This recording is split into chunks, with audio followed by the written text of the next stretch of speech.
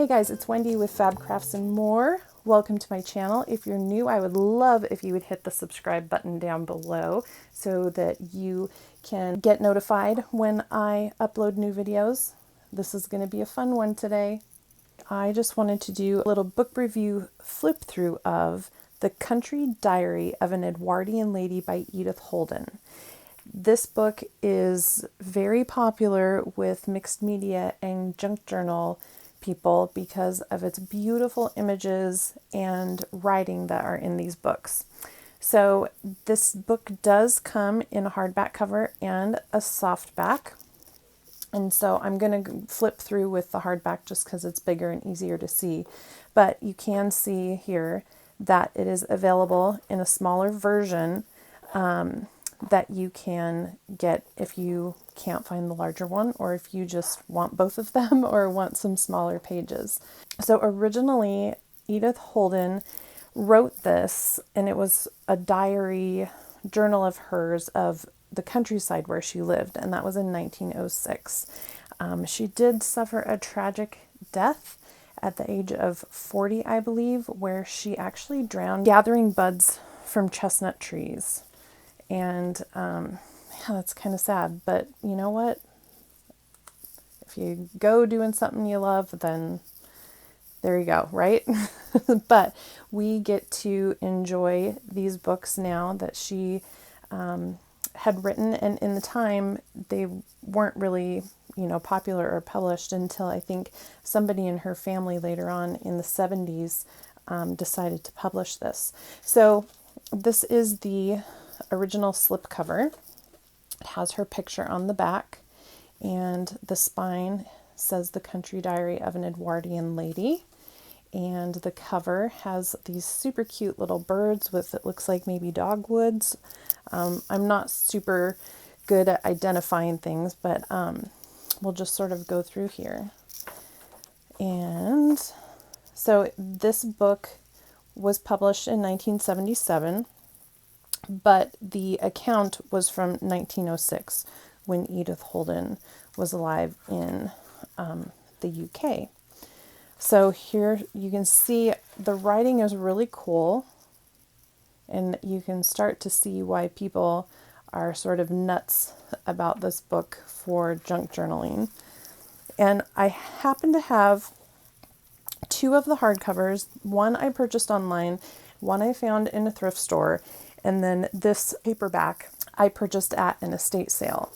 And I still haven't had the courage to get in there and cut them up at all. But so here she kind of went through the seasons, and so there's a section for each month and what was in bloom and the birds that she saw during that time. So we go into January. She also includes some poetry and her thoughts and some factual information, names of what she's seen. And she did go on to become an illustrator for some other things besides just her own personal work. But as you can see, the details of these are beautiful. She goes in to describe what she sees. The writing is great. And I'm not going to go through every single page because you guys can get the gist of it here by what I show you, but you should go and get one of your own. So there's April. There's a little poem there. Here's March with some beautiful flowers, into May where she's seeing the birds. This is crab apples, white throat swallows. And then here's a full spread of some beautiful flowers. Even the her numbering on her journals was beautiful. Just sort of flip through here for you. I know lots of people are curious. They see Edith Holden mentioned and people going crazy about finding their books, and then people are like, wait, who? What is this? And so I just thought I'd flip through. Oh, this is beautiful. Dog roses and honeysuckle. I think this might be what's on the front. Similar. Into June, there's some foxglove. In July. Now, she lived in, let's see, it does talk about her in Warwickshire.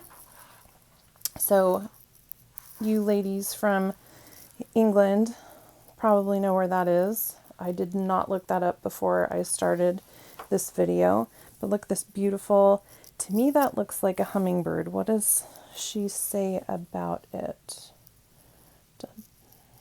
Butterflies, ragweed.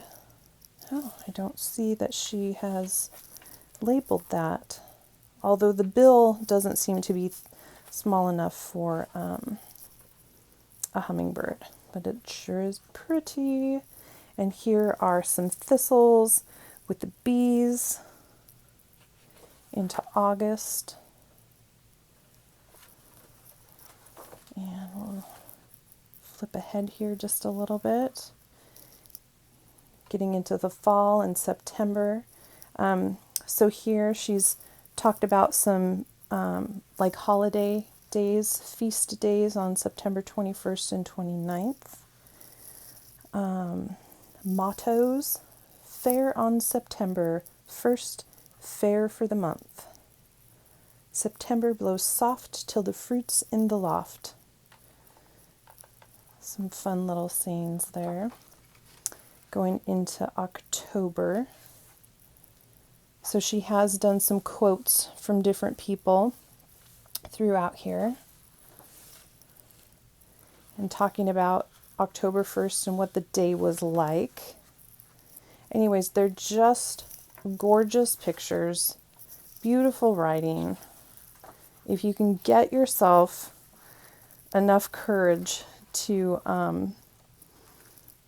cut some of these up to use in your junk journals. There's mushrooms. I love this one. I love those mushrooms. It looks like she's saying crab apples and fruit of wild cornel or dogwood, and then sloe. I know they make sloe gin. I'm wondering if that's the same berry that they make that out of. Here's a European starling for November. Green woodpecker. This is fun too for me being in the States, because some of these birds, I'm an avid birder, and some of these birds we don't get in the States. A lot of them we don't, but besides the European starling, which was brought over and has run rampant everywhere, I think almost in the world. Berries for December, it gets really nice into holiday looking type things. These cute little birds. And then here in the back, she's got the names of flowers, maybe even animals. Yeah, and it has the common name and then, you know, the official name. Here's mistletoe to end in December. Anyways, I just thought some of you might like to see exactly what was in here, since you've probably seen, if you're in the junk journal community, you have probably seen people talk about that. And then here's sort of the difference of the sizes between the two. But it is still the same pictures and such in here. This one actually looks, this printing in this paperback looks a little more vibrant than the other one. Could just be the age though too. So anyways, that is, I just wanted to share that with you. Looks like maybe there, it says there was an edition in 1977, also in 1982. So the copyrights still are in place for these books. So, you know, you can use the pages and you could make photocopies for your own personal use. But if you were going to create journals that you might want to sell, you would need to just use the original pages. So anyways, I hope you enjoyed taking a peek at The Country Diary of an Edwardian Lady by Edith Holden. And Let me know down below if you have her books, if you're still looking for her books, or if you have used them and love them, or if you're new to them. And so, yeah, thank you for joining me. I would love if you would subscribe to my channel. I have some other really great books that I've picked up over the last few months that I will be doing some flip throughs of that you might be interested in. So make sure you click that notification bell so you get notified when I upload new videos. All right, guys, thanks for joining me. Have a great day.